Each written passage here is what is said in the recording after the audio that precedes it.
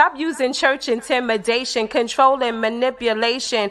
Jezebel and all them spirits fall back, not trying to hear it. Go with Jesus, walk in peace. On your pew can sit that beast that we're fighting in the world. I'm that JC Supergirl, Jesus Christ, belt of truth, arm of God, I'm slaying you. Power of the word, two-edged sword. MC Heaven rocks for her Lord. Thought they crept in unaware, didn't see the gatekeeper standing right there, not getting down with your tactics, undoctrinal practice.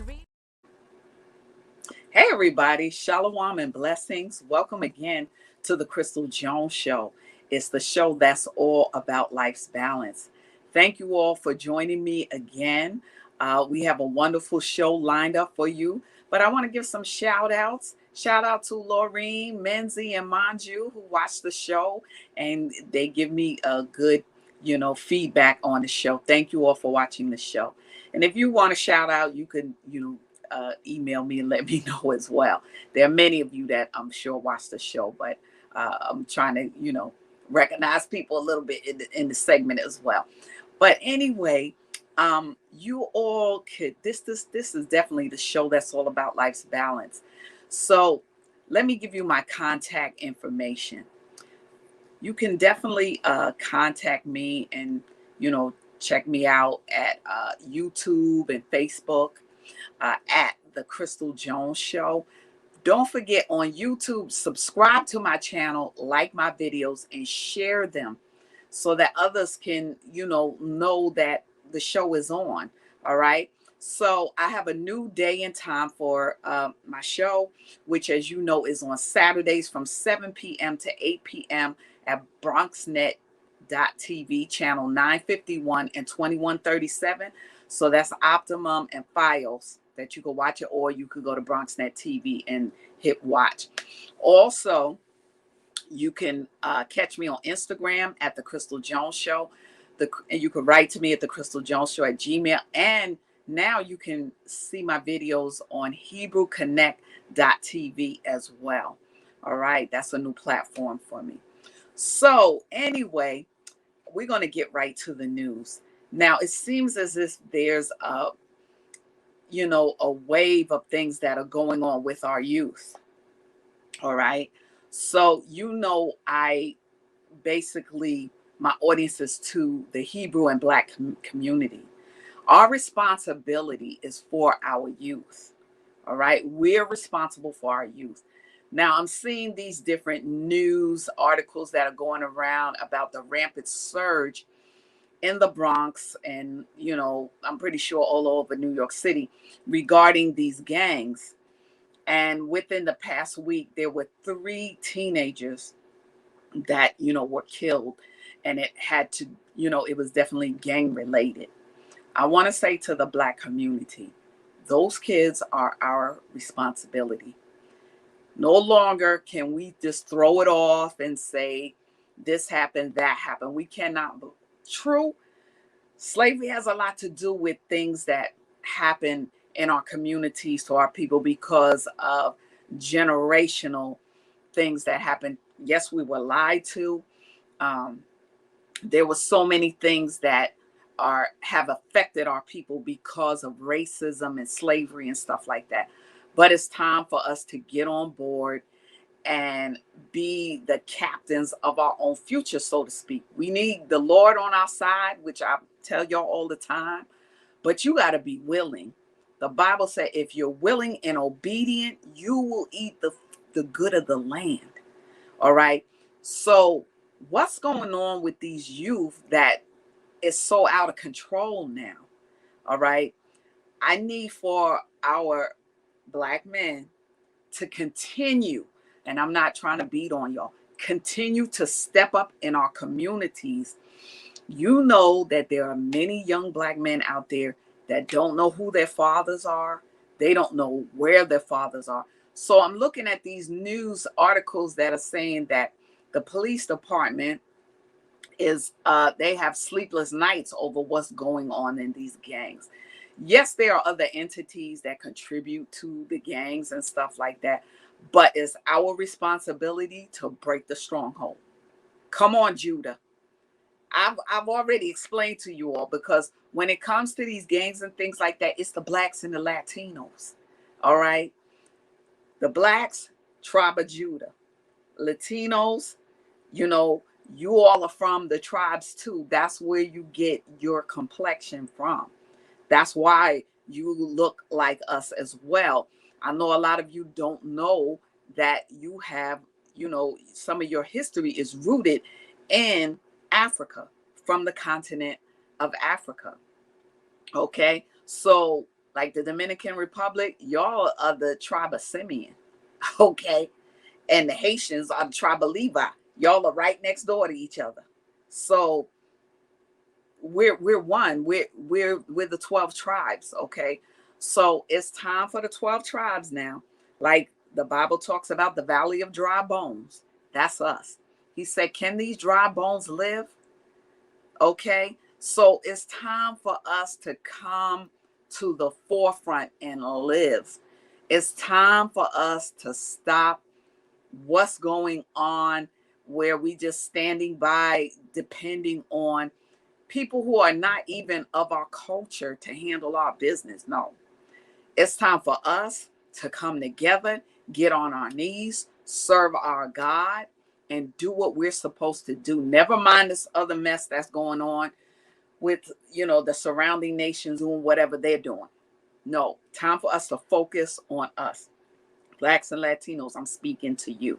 Yes, it's time for us to come together. You know, some of these young boys, they don't have their fathers there, or their fathers are incarcerated, or their fathers have been killed. These young boys, the reason why they're out there like that, they don't feel loved. They don't feel that they have family. That gang thing is a way of having family.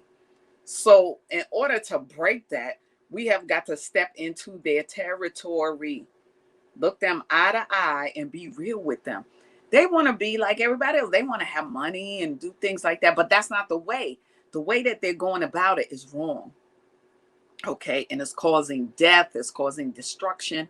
I mean, it makes no sense that these three young kids, and you know, it's all probably tied up in somewhere. This one went after that one because that one got killed and all of that kind of stuff, because they don't have someone sitting down with them, you know, dealing with them, putting this in their heads. This is why I say we have to get into our own communities and get a grip on our people. We really, really do, because our children are not going to take this racist stuff. They're not going to take any more, you know, pushback from people pushing them to the side and all of that kind of stuff. This is a cry for attention.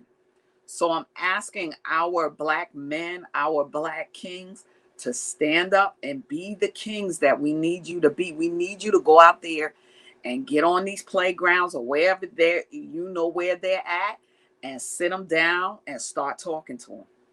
Some of y'all are already doing it, but I'm asking more of you to get with the program. Get your hands on these young blacks and Latino men. These are Hebrew people. They don't even know who they are. They don't know their they don't know their history. They don't know that. And this is why I'm using my platform to inform us of who we are. We're not the nobodies that people think that we are, that we don't count, we don't matter. The only reason we winded up here, like I said, is because of our ancestors' disobedience. Okay. And the reason why we look so different is because we've been scattered to all nations all around the world. And then Latino people, if you don't believe me, look at the Spanish Inquisition. Go and look that up. Those people were Black Jews. All right. But they were scattered, you know, to the different places there in Spain, Europe, you know, different places in Europe. But they were Black people. This is why you have the dark skin. Those of you who are European, Spanish, whatever, you have the dark skin because you once started on the continent of Africa. All right. And a lot of us who started on that continent originally, we came from Israel. All right. So now that the cat is out the bag and we know that we were lied to, that we're not these monkeys, or I heard some crazy stuff about them calling us turds and all kind of foolery and foolishness. No, we're the chosen people of God to spread the word of God, to teach and preach God's kingdom, to bring the other nations to serve the Lord. So we need to start with our own people. We need to get out on these streets, get a hold to these young men and women, because there are female gangs, but I don't hear as much about them as I do about the male ones, but doesn't mean that they're not as important. But we need to get out there and get our kids, because just because they're not in your household or don't have your last name does not mean that we're not responsible for them. We are responsible for them. That's not the white man's responsibility. You already know that those who are prejudiced against us, of course they're not going to help us. Of course not. Of course they're going to, people who hate us, they're going to always do things against us. They're not going to do anything in our favor. When they do, be mindful, because it's always some type of agenda behind it. You always see in the newspapers where sometimes they're doing these different things and blaming it on us. All right. And even these groups that come about that, have these different slogans and things like that. Know that we always mattered. But look at what these groups are about. If you really check into some of these groups, you're going to find that they're really not for us, because they don't, if our community can't continue, all right, and everybody goes same kind, that's against the Black and Latino man, because then our families won't grow. Children won't be born. You can't get children from same kind. So you got to be careful of all these people who say that they're representing you. So I'm urging you, I'm pleading with you, get out there and help our youth. They might not have the same last name as you, but they're our kids and we're responsible. God is watching. All right. So on another note, we want to present Black excellence. And another business that our people are heavily into are the wineries. So let's look at a video on Black excellence with wineries.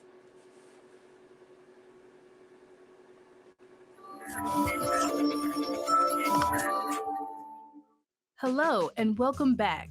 In this Black Excellence presentation, we will highlight 25 Black-owned vineyards and wine companies. Welcome to blackexcellence.com, the site where we share Black excellence, opulence, and affluence. Our mission is to inspire you as we enlighten you. Globally, wine generates more than $290 billion in sales each year, and enterprising wine connoisseurs are finding innovative ways to earn their share.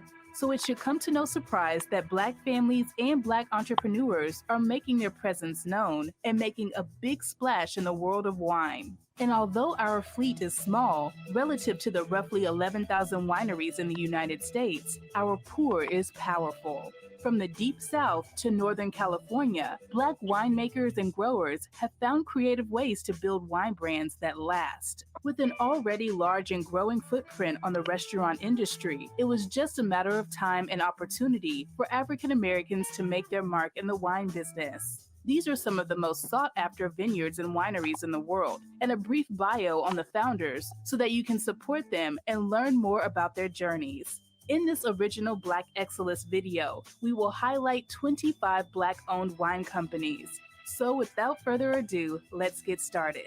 Number 1, Abbey Creek Wine, Portland, Oregon. Bertoni Faustin became the first Black winemaker in Oregon after planting his grapes and creating his first wine label in 2008. Located just outside of Portland, Oregon, and named after the creek that runs through the vineyard, Abbey Creek produces a number of prestigious wines that go hand in hand with a number of occasions, whether it be ready-to-drink Chardonnay and Rosé, or cellar savors like Pinot Noir and Cabernet Sauvignon.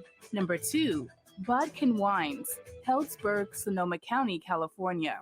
Founded by Chris Christensen in 2011, the Sonoma Valley-based winery is most known for its sparkling Sauvignon Blanc. America's very first bubbly Sauv Blanc. In the many years since, the Iowa native, along with his business partner and former Oregon resident Andrew Chambers, has produced 15 varietals of wine, from Verdelho to Chardonnay, Zinfandel, and more, 11 of which were scored at 90 points or higher by wine enthusiasts. Number 3, Brown Estate, Napa Valley, California. When the parents of Deneen, David, and Coral Brown purchased an abandoned Napa Valley ranch in 1980, they initially planted, farmed, and sold grapes to local winemakers after rehabilitating the property. Fast forward to 1995, and the Brown children began researching how to make their own wine, establishing the Brown Estate label in 1996, and debuting their first 3 vintages in 2000. Brown Estate currently produces multiple wines and hosts visitors by appointment at their tasting room in downtown Napa and at their winery in Helena, California. Number 4, Charles Wine Company, Lodi, Appalachian, California. The Los Angeles-based wine company was born with a few Cabernet and Zinfandel grapevines planted in Paul Charles's own backyard. But now the winemaker and his partners, DeAndre Charles and Dr. Charisse Moore, produce more than 500 cases a year for their loyal customers since launching their first bottle label in 2014. The winery has since expanded its roster of grapes, now featuring Chardonnay and Pinot Noir on the tasting menu as well. Number 5, DARJEAN Jones Wines, Napa Valley, California. It was 2010 when winery owner Donna DARJEAN Jones first sourced grapes to produce her very own Merlot in Napa Valley, with hopes of spreading a little joie de vivre, or joy of living, to her fellow wine lovers. She's been doing just that for the last 10 years with the winery's signature Merlot, award-winning Cabernet Franc, delectable Chardonnay, vivacious Viognier, and splashy rosés that may leave you begging for another glass. Number 6, DOMAINE Curry Wine, Napa Valley, California. Aisha Curry, culinary star, lifestyle guru, and wife of Warriors point guard Steph Curry, entered into the foray of the wine world with this partnership with her sister-in-law, Sadell Curry. Their wine is being produced by Napa winery Coup de Foudre and can be described as explosive, complex, and serious. Wine critics have raved over the Cabernet Sauvignon and Sauvignon Blanc under DOMAINE Curry, the wine label love child of Aisha and Sadell. Number 7, DWADE Cellars, Napa Valley, California. Dwayne Wade may have been most famous for his skills on the basketball court that led him to win 3 NBA championships while he was in the league. But he has a hidden talent many of his fans often forget. He's a total wine connoisseur. His travels abroad and love of grapes led him to produce his own wine label featuring a red, white, and rosé option grown and bottled in Napa Valley. Number 8, Flow Wine 360, Chevy Chase, Maryland. Named after the acronym For the Love, Marcus Johnson's winery was launched in 2011 with the intention of leading sippers to rediscover the things they love that may help life flow more meaningfully. He produces 3 varietals, including a not-so-oaky Chardonnay, Moscato, and a red blend comprised of Zinfandel, Cabernet, and Merlot. Number 9, Frichette Winery, Red Mountain, ABBEY, Washington. Based in Washington State's Red Mountain, ABBEY, American viticultural area, Frichette Winery was an idea born from the minds of couple Greg and Shay Frichette as they decided to trade in their Southern California careers for a more balanced and family-oriented lifestyle. Their first vintage arrived in 2011, and by 2013, the couple's family business had expanded with the opening of their first tasting room. Now the family is producing over 2,000 cases of wine under their Frichette and Sachet labels, including wines like Syrah, Cabernet, Zinfandel, Malbec, Merlot, and Semillon. Number 10, Indigene Cellars, Carmel Valley, California. Nestled in the hills of Carmel Valley, California is Raymond Smith's vineyard, which produces distinguished and structured wines loved by master collectors and new drinkers alike. The estate makes a variety of wines, but it's the robust and addictive reds that stand out the most, including the Cocoa Spice Etna Valley Pinot Noir and the opulent Sangiovese Reserva. Number 11, Jenny Dawn Cellars, Wichita, Kansas. There was a time when Jennifer McDonald was merely dreaming about turning her homemade wine into Wichita's first urban winery. But in 2019, that dream came true when she opened the doors of Jenny Dawn Cellars. Although the winemaker had originally partnered with a facilitator in Napa to make her wine, Wichita now serves as the base of her winemaking operations. Customers can shop her white wine blends, rosé, Pinot Noir, and more wines directly in Kansas and 37 more states. Number 12, Les ABBEY Wines, Sonoma County, California. It was a seductive Pinot Noir that drew artist and industry expert Danny Glover to the world of wine many moons ago. While the winemaker's long-lasting love affair with Pinot Noir has resulted in him producing many bottles of the good stuff at his Napa Valley estate, his winery is also known to dabble in Sauvignon Blancs too. Danny Glover, no relation to the actor, was a songwriter and producer in Los Angeles when the art of winemaking caught his eye. Without hesitation, he changed careers and has not looked back ever since he founded Les ABBEY Wines, a producer of Pinot Noir crafted in an old-school French style. Okay, so that's another area that we're into is the wines, the wineries, the vineyards, and all of that. I want to give me one. I ain't gonna lie, because I like wine. So, and it's very healthy for you. Like I said, it helps with your cholesterol and all of that. So that's another area that our people are into. All right. Now, last week we were doing the video on gardening. So this week we're going to continue on gardening with easy raised garden bed tutorial. So let's take a look at that.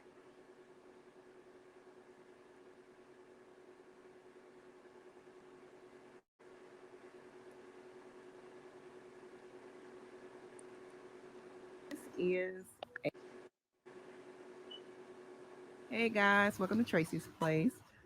This is half of our raised garden cover.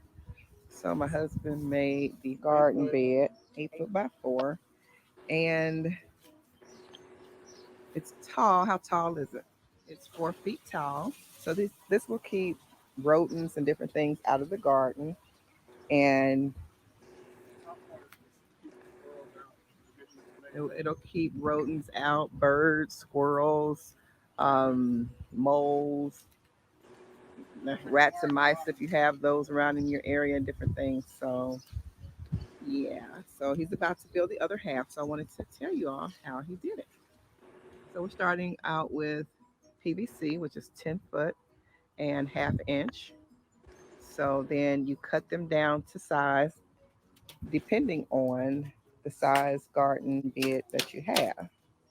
So our garden bed is 4 by 8. He's doing 2 halves so that they won't be flimsy. So he's cutting them down to 4 by 3.5 sizes. And he had to get these corner pieces to connect the PVC. Hey guys, excuse my drawing, but I had to insert this right here. The garden bed cover is 4 by 8, but because the structure has PVC connectors, the connectors take up a little space. So the PVC, for the length, the PVC had to be cut just a little bit more.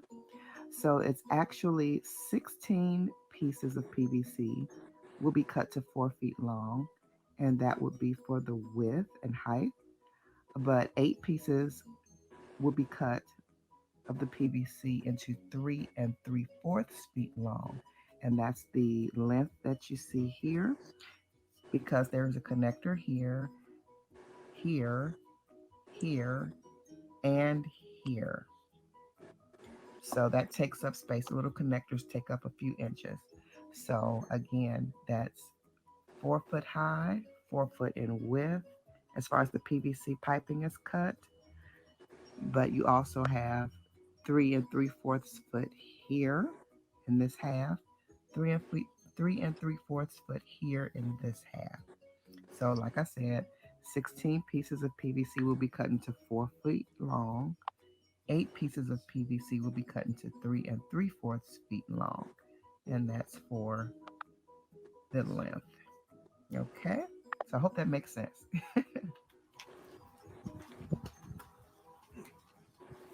And as you see, it just connects right into the corner connection piece.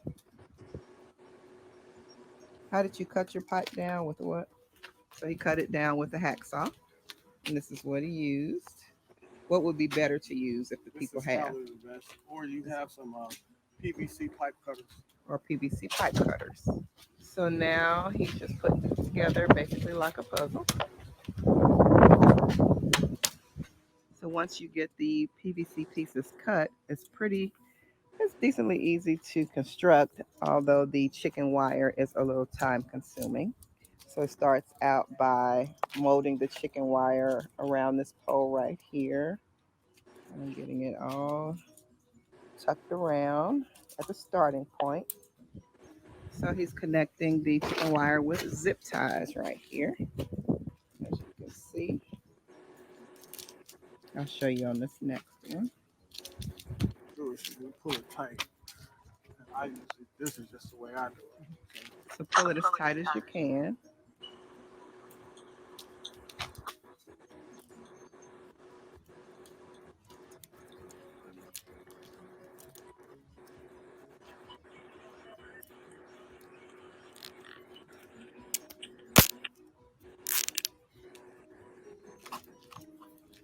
And I'll put it every few. And now he's putting the zip ties every few inches. I would say that's about 8 inches apart or so. And that way it stays connected to the PVC.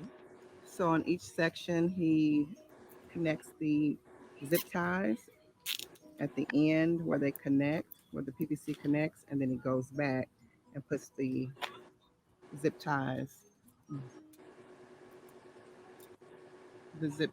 every few inches to connect the chicken wire to the PVC tightly. Going to the next PVC connection point and putting the zip ties on, connecting the chicken wire to the PVC.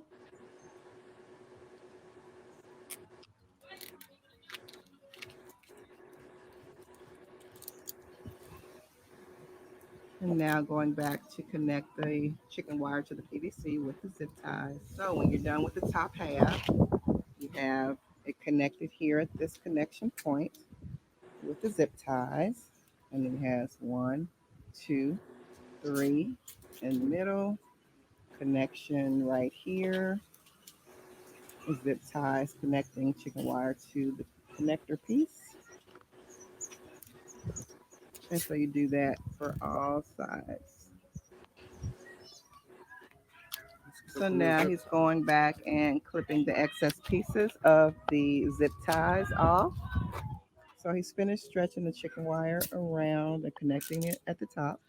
But before he cuts the chicken wire here and connects it with the zip ties, he likes to go down to the bottom and connect. This is just personal preference, he said. He likes to connect the chicken wire at the bottom, likes to stretch it and connect it down at the bottom just as it was done at the top.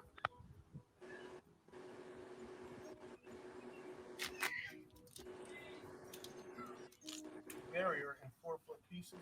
Mm-hmm. It matches with the height of the chicken wire. Oh, okay. So it says it's easier to, if you work with 4-foot pieces, it's easiest because the chicken wire is 4 foot. Usually sold in 4-foot pieces. So this is how you cut the PVC. Cutting it in 4-foot pieces. And after carefully thinking about it, there was an 8th PVC pipe installed up here so that the whole piece would not be flimsy. So here he's attaching the last piece of chicken wire to the raised garden cover. And so connect it there, and then it'll be connected here. And he has to cut it and attach it here. So it is coming together. It looks pretty good. He has to make a few more adjustments and he'll be just about done. And look who has come alive and come out of her room. Hallelujah. Then if you didn't get a chance to check out Hallelujah Highlights Memphis, it's right there on our Facebook page. So my husband is using these Hanes Tough CTS pipe hangers.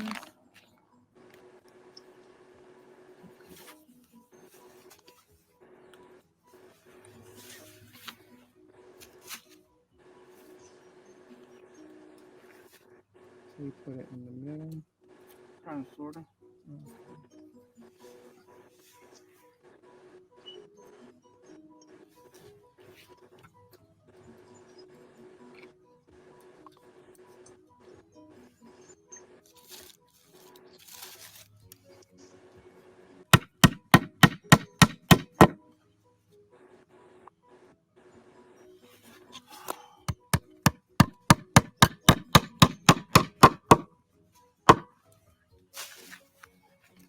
They are 3/4 of an inch.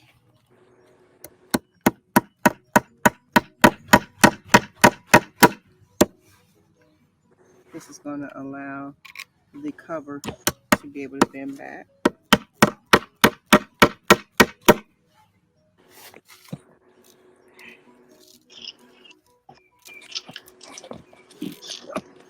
Ooh.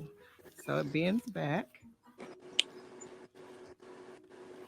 so that we'll be able to harvest the vegetables and fruit from the garden. We didn't allow it to be bent back this way because this garden bed is here and it won't fold back completely. So we didn't even allow room for it, which is what we planned to do anyway, because we didn't want them spread all over the yard. We wanted them right together. So this one bends out this way. This side of the garden bed, this side is going to bend out this way. It can go any way you want it to. It can bend backwards just like the other one, or it can bend to the side. It could bend backwards that way. Any way that you want it to bend, it can be open that way. I chose for it to be open to the left and that one down in front.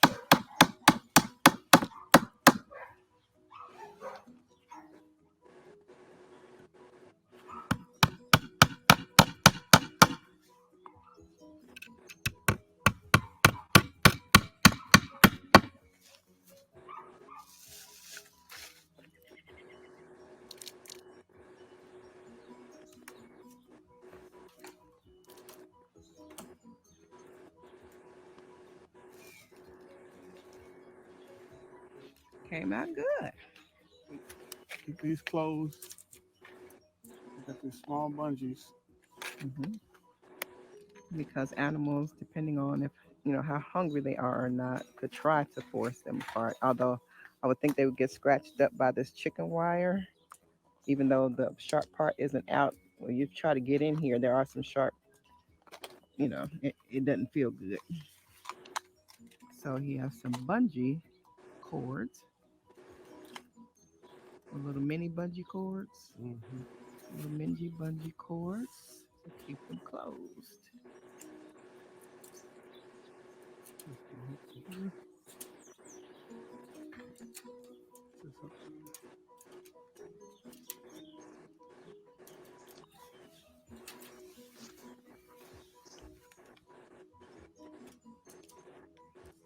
We have blue. Alrighty. And because I am matchy, we're going to use green and blue. So to keep the animals out, so they can't even force these open if they should try. The little things that we have around here, like moles and just little raccoons, rabbits, and squirrels, shouldn't be able to even open this, but you just never know what else could be back here at nighttime. So we have these little bungee cords, like I said, and because I'm matchy and I wanted to match the yard, and this is blue. And then we have a green one here. And you just attach it to the chicken wire, like so.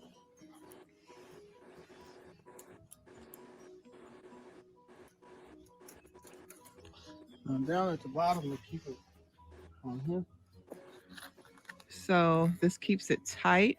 So to open and get in the garden, you have to take this off and then bend them whichever way they bend.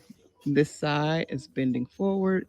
This side is bending back that way, but nothing can get in, and we cannot get into it either without taking the bungee cords off. So even in a storm, a big windstorm or whatever, day or night, this is sturdy on here really good. So there you go.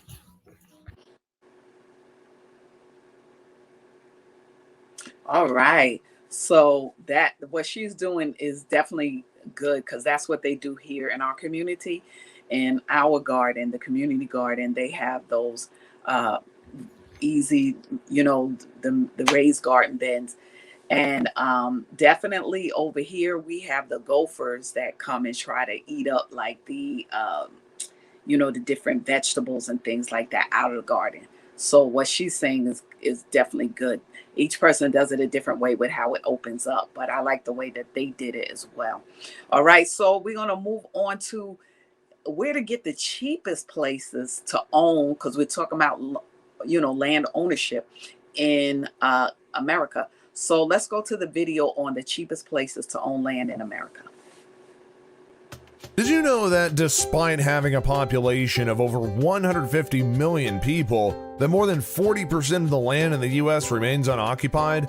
While a reasonable percentage of the unoccupied lands have been bought by the rich and elites of the country, there is still plenty of cheap land available for sale today. Depending on what the intended purpose is, you will surely find a place that suits your needs. To put your mind at ease, here is a list of the top 10 places to buy the cheapest lands in America. Number 10, Etowah County, Alabama. Alabama is a great state with a booming economy and a wonderful environment. It also gives you one of the cheapest prices for land acquisition in the state. Etowah County is one place to visit in this state if you're looking for the best bargains. Majorly suitable for residential purposes, lands here are as cheap as $6,000 per acre. The county is filled with top attractions in order to make things interesting and lively while you work your way through the daily rigors of the county. A visit to Gaddison, the county seat, will give you a glimpse of what kind of scenery awaits you. Number 9, Lincoln County, Mississippi. You can be a part of the growth that's been ongoing in this county for several years. They experience a large number of people coming to settle in and earn a living. This ends up making the county one of the best places in the area. Land here is as low as $5,952 an acre, which is a great bargain if you ask me. And it's a famous county named after Abraham Lincoln. Cities like Brookhaven are filled with major attraction spots and lots of job opportunities. Another county in the state with cheap options is Pearl River County. Number 8, Klamath County, Oregon. Are you looking for a place with the best atmosphere during summer? Klamath County is one such place. With the best of weather and a well-developed environment, you have one of the best bargains one can hope for. The best part is, this is one of the places where you can get some of the cheapest land in the country. Here, acres go for $4,500. And the weather's not only good for this county, but it also is a growing economy that makes it easier for immigrants to settle and earn a living. Number 7, San Bernardino County, California. The county of San Bernardino has been known for years as one of the regions that has a great influx of people looking to buy the cheapest lands for quite a long time. One of the cities in this county is San Bernardino, which is a popular place for various attractions. You can find land with hedge acres of 1.25 at a price of $4,822, which is $3,857 per acre. This ends up giving you one of the best bargains, and you get to benefit from the developed county, which makes it easier for you to settle in and start a life. The lands here are very sustainable for residential purposes.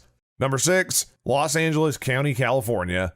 Though this state is one of the highest when it comes to the cost of living, surprisingly, it also gives you one of the cheapest places to buy vacant lands. How ironic is that? Los Angeles is the most populous county in the country, and it's got everything that you need to start a life. The price per acre here ranges from $3,555 to $3,946. Some parts of the county did have a lake dry up many years back, presenting new areas for settlement and the like. You're also close to all the attractions of Los Angeles, so there's definitely that going for you. Number 5, Mojave County, Arizona.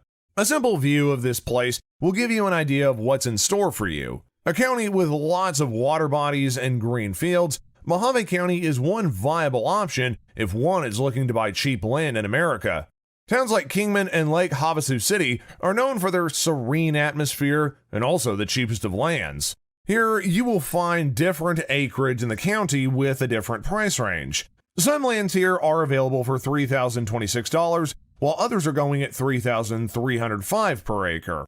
A beautiful atmosphere combined with great views all over is definitely a selling point for anybody that's thinking of coming to live here. Number 4, Kenai Peninsula, Boro, Alaska.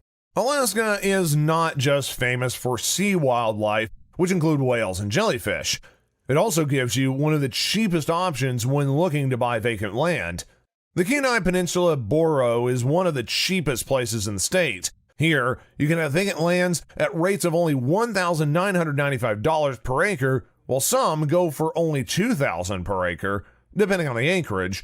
The place is full of parks and green lands for your esteemed view.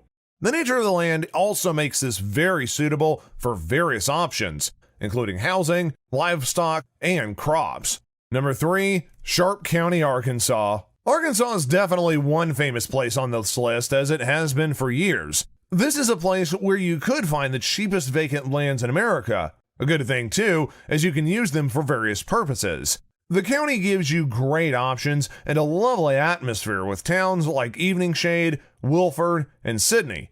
The prices of the land here can be as low as $8,500 for 5 acreages, making it $1,700 per acre, and in some instances, you can find it as low as $2,600. Hey, don't take our word for it. Visit this beautiful part of the state and see for yourself. Number 2, Costilla County, Colorado. Colorado offers you more than just great sights and wildlife. You also have a great opportunity to buy land at a very cheap price in this state. Home to the oldest city in the state, Costilla County is one place to go in search of vacant lands for various purposes. Towns like St. Lucis, Blanca, and San Anastasio gives you the best views with different mountain regions and lakes. Here, you can find lands as cheap as $900 per acre, and some other places in the city with 2.5 acreages have land prices of $3,000, making them only $1,200 per acre. Let's just say that land in Costilla is not costly. Number 1, Navajo County, Arizona. Arizona is number 1 on our places to buy cheap land in the country. It's got absolutely beautiful sites that include elevations and mountains, so that way you can have a great view from your land. Depending on the acreage, you have a price per acre that is as low as $450. You have varying options depending on your preference of land. Some other places in the Navarro County also go for $500 per acre and $1,200 per acre. Arizona gives you a number of options that include farming and housing. The reasonably low cost of living in this place makes it easier to achieve any of those goals. So, there you have it. Those are the top 10 places where you can buy some of the cheapest lands in the United States. All right. So remember, there's different things you can do with those lands. You can rent it out for people who want to put their mobile homes or something on your land, or you can make the land a walking trail. Sometimes people if you're in a place where people like to sightsee and stuff, you can have a walking trail going through there and make money off of that. So there are different things that you can do. All right. So now what we're going to do is go to our missing youth for this week. The first person we have is Jacob Butler. The first person is Jacob Butler. He's been missing since June the 19th of this year. He's missing from Manhattan, New York. He's 15 years old. He's a Hispanic male. His hair is black. His eye color is brown. He's about 5'8", and he weighs about 141 pounds. If you know anything about his disappearance or his whereabouts, please report that to your local police department or to Missing and Exploited Children. Okay. The next person that we have, I believe, is Kelly Bonilla. I want to say it's her, right? Yeah, Kelly Bonilla. Okay, she's been missing since May the 30th of this year. She's missing from Brentwood, New York. All right, she's 16 years old, female. She's Hispanic. She has her hair color is brown, and her eye color is brown. She's 5 foot exactly, and her weight is 130 pounds. If you know anything about Kelly's disappearance, again, missing and exploited youth, and or your local police department, please report that you've seen her or you know anything about her disappearance. The next and last person is Jordan DeSales. Jordan DeSales. She's been missing since June 20th of this year, 21. She's missing from Pleasantville, New York.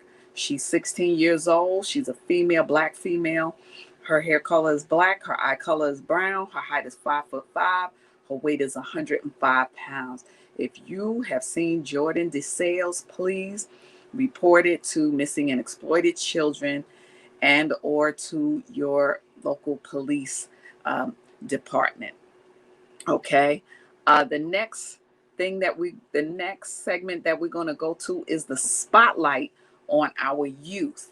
Today, the spotlight on our youth is Miss Gabrielle Jordan Williams, who is a 13 or 6. I'm sorry. She is, yes, she's 13 years old. Gabrielle Jordan, she's an entrepreneur. She's an author. She's a speaker. She does so many different things. She even has a jewelry line. So let's see what's going on with Miss Gabrielle Jordan Williams.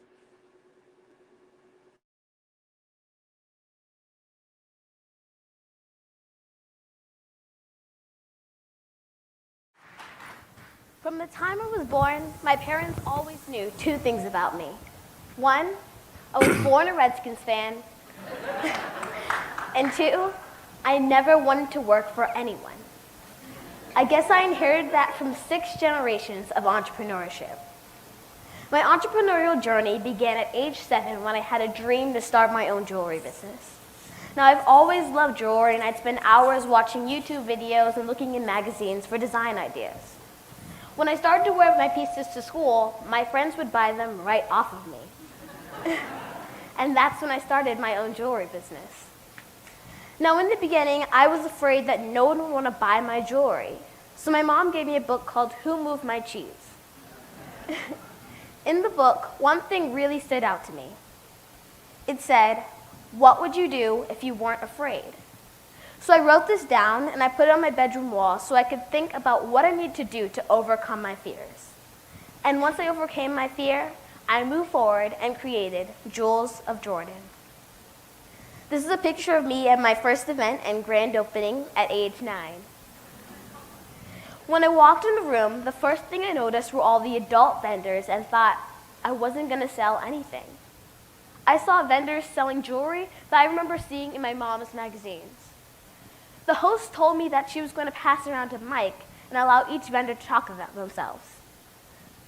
That's when my face became hot and red, and I felt like I was going to faint because I didn't know what I was going to say.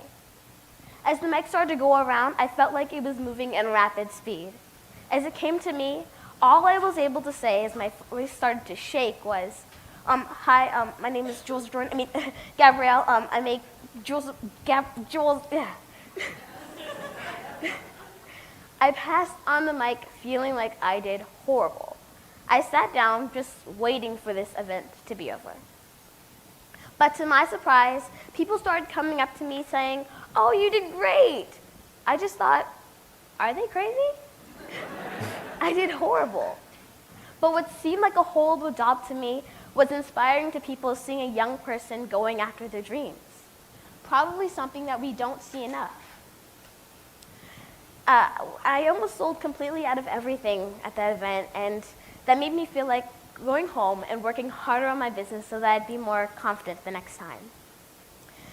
Now, I wanted to show how I achieved some of my dreams and goals in the the mindset that I had to put forth to achieve them. So that's why I wrote a book.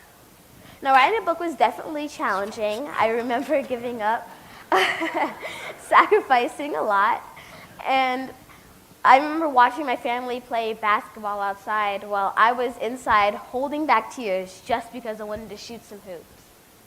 But it was all worth it when my books finally arrived. I could only hope that these books would do some wonderful things for others, and they do. I'm able to give a portion of my profits to different organizations like the Bowie Food Pantry and Smile Train. I know that my food pantry has more food to give and that a little girl's cleft lip is gone. And it's so exciting to see what an impact, what some books and jewelry could do for people's lives. Now, having a business is not always fun. I understand that the mistakes that happen remind me to be more humble and disciplined to my work if I want to make a difference. But they also remind me how thankful I am to have a family that tell me when I mess up. They don't lie to me and tell me that it's okay. They tell me the truth, and that's what helps me to do and be better. Now, a lot of bad things have happened that allowed me to learn and grow, like losing money and getting sick and having to leave early from an event, and sometimes feeling like being a kid, an entrepreneur, and trying to keep my grades up in school are just too much. And sometimes my business might not always flourish. You know, sometimes styles may change, the economy could tank. But I have to remind myself that even if my business doesn't flourish, it's not failing. Failing is when I give up, and I am not giving up. The mistakes that I make remind me that life is so unpredictable, and I may not always, things that may happen, well, not what I expect. But I have to remember to stay confident in myself and in my dreams, and because people may need what I have to offer. So I can't give up. I'm going to be around for a very long time. Thank you.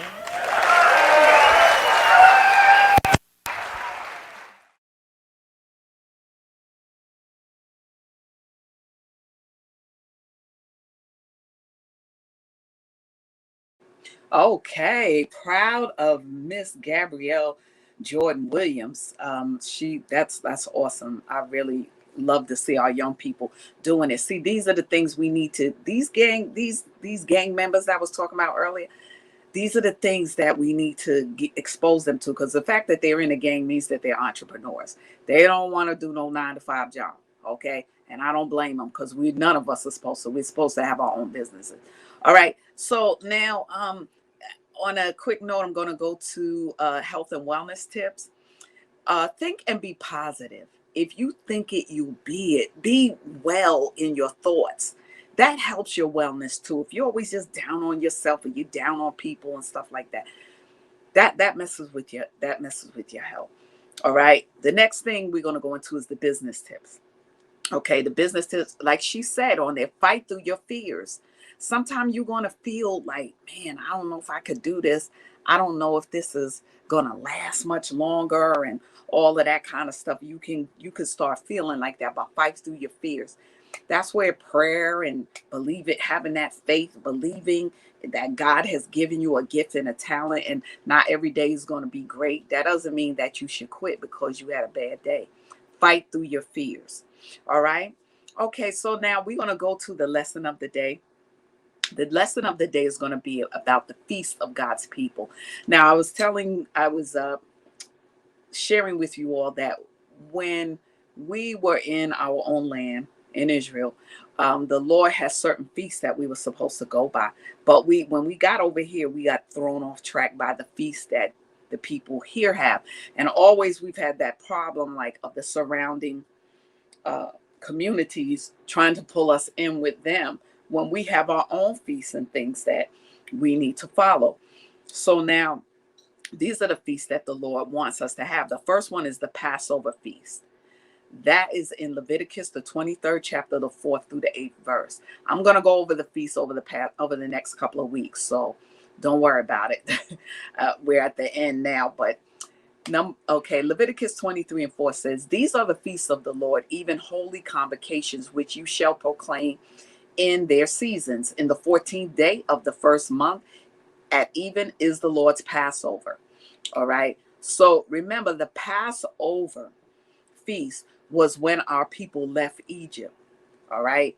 We were leaving in a hurry.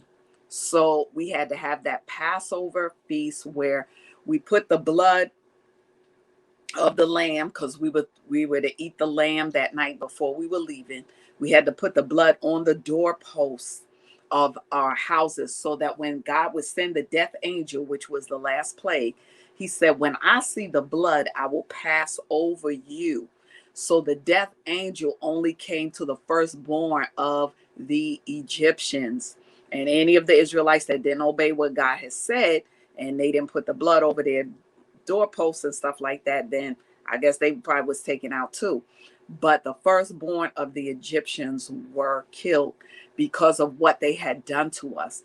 So I'm always reminding you all, no matter what we've been through, God is our judge and he is our avenger.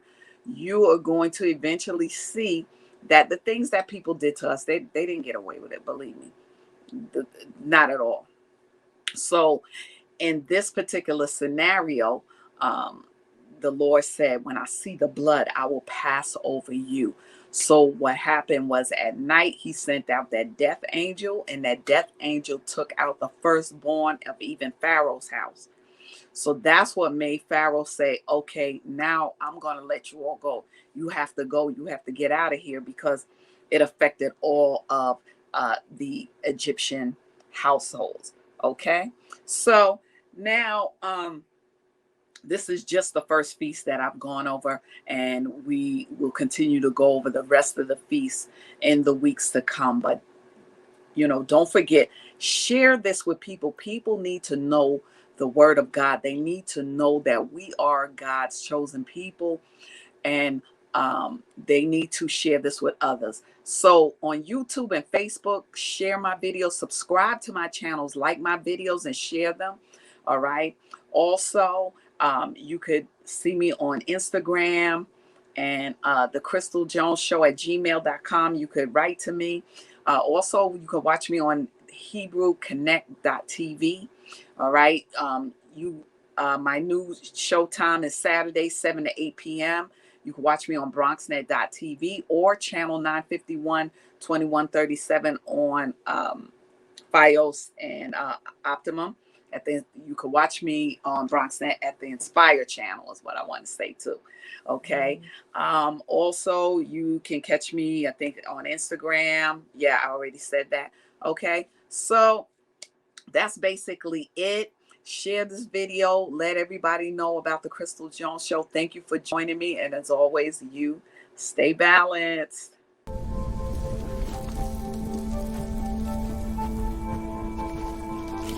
Eva Marie smoked 12,000 packs of cigarettes over 15 years. She quit, and now there's a new lung cancer screening that could save her life. You stopped smoking. Now start screening. No matter how much you've smoked, early detection could save you. Talk to your doctor or learn more at savedbythescan.org.